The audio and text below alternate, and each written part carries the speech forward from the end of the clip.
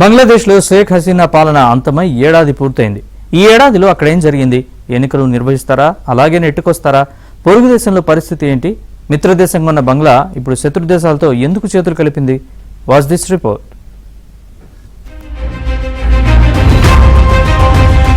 బంగ్లాదేశ్లో వెల్లువెత్తిన విద్యార్థుల నిరసనల ధాటికి 15 ఏళ్ల షేక్ హసీనా పాలనకు గతేడాది ఆగస్టు 5న తెరపడింది.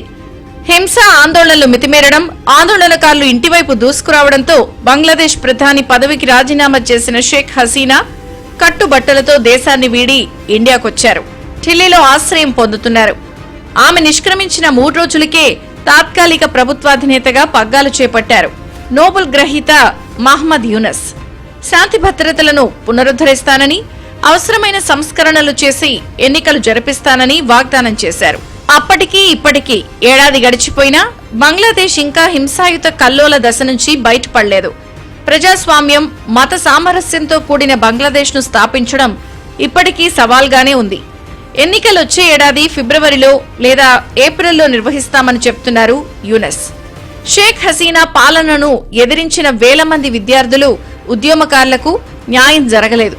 వారు కావాలని కోరుకున్న ప్రజాస్వామ్యం ఇప్పటికీ అందని కలగానే మిగిలింది. మహ్మద్ యూనస్ హయాంలో షేక్ హసీనా పార్టీ అవామీ లీగ్ను నిషేధించారు. ఏడాదిలో 2 డజన్లకు పైగా అవామీ నాయకులు, కార్యకర్తలు పోలీస్ కస్టడీలో మరణించారు. విప్లవ వార్షికోత్సవం పేరుతో రచ్చ చేయడం తప్ప సాధించిందేమీ లేదు. యూనస్ హయాంలో పరిస్థితి పెనం మీద నుంచి పొయ్యిలో పడ్డట్లయింది. ఇప్పుడున్న మహమ్మద్ యూనస్ ప్రెసిడెంట్ బంగ్లాదేశ్ ఎవరైతే హసీనా అహ్మద్ అప్పుడు ప్రధానమంత్రిని బయటికి తరివేశాడో, బంగ్లాదేశ్ మార్చేస్తా, అరాచకం తీసేస్తా, కరప్షన్ తీసేస్తా, అన్నీ చేస్తా అన్న వ్యక్తి ఇప్పుడు సరిగ్గా 1 సంవత్సరం అయిపోయాక బంగ్లాదేశ్ ఇంకా అన్యాయమైన స్థితిలో ఉన్నది. అప్పటికిప్పటికి తేడా ఏం లేదు. ఇంకా అరాచకం పెరిగింది, గొడవలు పెరిగినాయి, అందరికీ ఇబ్బంది కలిగిస్తున్నాడు, ధరలు పెరిగినాయి. ఇవన్నీ చూస్తే ఇప్పుడు మళ్ళీ ఎలక్షన్ రాగానే బంగ్లాదేశ్లో పరిస్థితి ఏమవుతుంది? ఫిబ్రవరిలో ఎలక్షన్ పెడతారంటే ఇప్పుడు వచ్చింది ఏమిటంటే, బంగ్లాదేశ్ 1971లో భారతదేశం సృష్టించాక ఒక 4 సంవత్సరాలు ముజీబుర్ రెహమాన్ ప్రైమ్ మినిస్టర్గా ఉన్నాడు. ఆయన కూడా చంపేసి తీశారు. ప్రతి ప్రధానమంత్రి ఆ రోజు నుంచి ఈవేళ వరకు బంగ్లాదేశ్లో వ్యతిరేకంగా ఏదో ఆర్మీ ద్వారా లేకపోతే మిలిటరీ ద్వారా, యాజిటేషన్ ద్వారా తీసేయటం, చంపేయటం, అసాసినేషన్ చేయటం, అదే బంగ్లాదేశ్ చరిత్ర. అంత చరిత్ర 71 నుంచి ఈవేళ తొందరగా మారిపోతుందా? మార్పు ఏం కనపడట్లేదు. ఇంకా అన్యాయమైన పరిస్థితుల్లో మాత్రం బంగ్లాదేశ్ ఈవేళ ఉన్నది. సెకండ్ లిబరేషన్ అంటూ బాధ్యతలు చేపట్టిన మహ్మద్ యూనస్ బంగ్లాదేశ్ ను సర్వనాశనం చేశారు. భారత్ పని అయిపోయింది, ఇక చైనాయే అంతా అంటూ డ్రాగన్ సరసన చేరారు.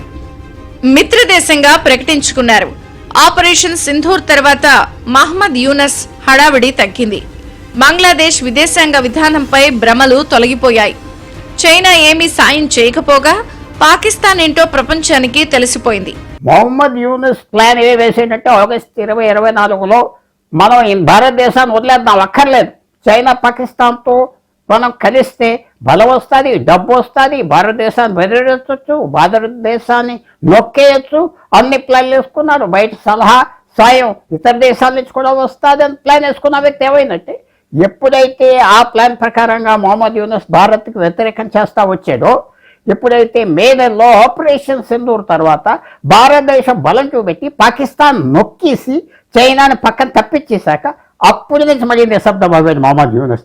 వేసుకున్న ప్లాన్ పని చేయలేదు, నిశ్శబ్దమే మంచి పాలసీ అని ఇప్పుడు నిశ్శబ్దం మాత్రం నేర్చుకున్నాడు. ఏడాది క్రితం ఆందోళన చేసిన విద్యార్థుల కలలను సాకారం చేయడంలో మహ్మద్ యూనస్ విఫలమయ్యారు. విద్యార్థులకు ఉద్యోగాల కల్పన తగ్గిపోయింది. అసలు జాబ్స్ కోసమే అప్పట్లో విద్యార్థులు రోడ్డెక్కారు. పారిశ్రామిక రంగం సైతం దెబ్బతింది. మతతత్వం, హింస పెరిగాయి. హిందువులు, ఇతర మైనారిటీలపై దాడులు బంగ్లాదేశ్లో ఎక్కువయ్యాయి. శాంతి భద్రతలు పూర్తిగా అదుపు తప్పాయి. అవామీ లీగ్ కార్యకర్తలను జైళ్లలో పెట్టడం తప్ప ఏడాదిలో బంగ్లాదేశ్ ప్రభుత్వం సాధించిందేమీ లేదు. బంగ్లాదేశ్ జాతిపిత, తొలి అధ్యక్షుడు షేక్ ముజీబుర్ రెహమాన్ ఇంటిని తగలబెట్టారు. షేక్ హసీనా తండ్రి రెహమాన్ పాకిస్తాన్ నుంచి బంగ్లాదేశ్ స్వాతంత్ర్యం పొందేందుకు పోరాటం చేసిన వ్యక్తి. అలాంటి ఇంటికే రక్షణ లేదంటే దేశంలో లా అండ్ ఆర్డర్ ఎలా ఉందో అర్థం చేసుకోవచ్చు. దేశంలో ఉదారవాదం లేకుండా పోయింది.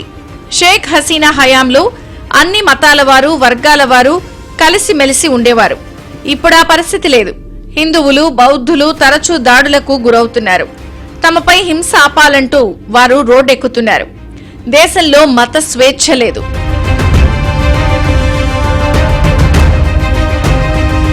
ఢిల్లీలోని తన కుమార్తె ఇంట్లో తలదాచుకుంటున్న షేక్ హసీనాపై అరెస్టు వారెంట్లు జారీ అయ్యాయి. ఇక్కడి నుంచి కూడా ఆమె బంగ్లాదేశ్లోని కార్యకర్తలతో మాట్లాడకుండా అడ్డుకునే ప్రయత్నాలు జరుగుతున్నాయి. అవామీ లీగ్ ఎన్నికల్లో పోటీ చేయకుండా అడ్డుకుంటున్నారు. బంగ్లాదేశ్లో దాడులకు భయపడి వేలాది మంది దేశం విడిచి వెళ్లిపోయారు. అల్లర్లు, హింసాత్మక ఘటనలు నిత్యకృత్యమయ్యాయి.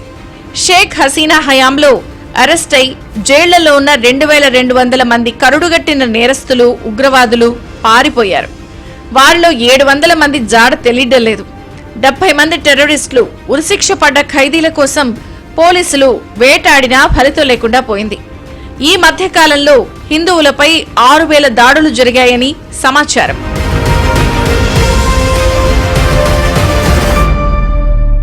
సైనిక తిరుగుబాట్లు జరిగినా, చాలా సందర్భాల్లో హింస ప్రజ్వరిల్లినా బంగ్లాదేశ్లో షేక్ హసీనా ప్రధానిగా ఉన్న 10 ఏళ్ల పాటు అభివృద్ధి పరుగులు పెట్టింది.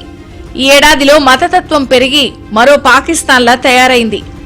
1991లో 44% ఉన్న పేదరికం 2022 నాటికి 5% తగ్గింది.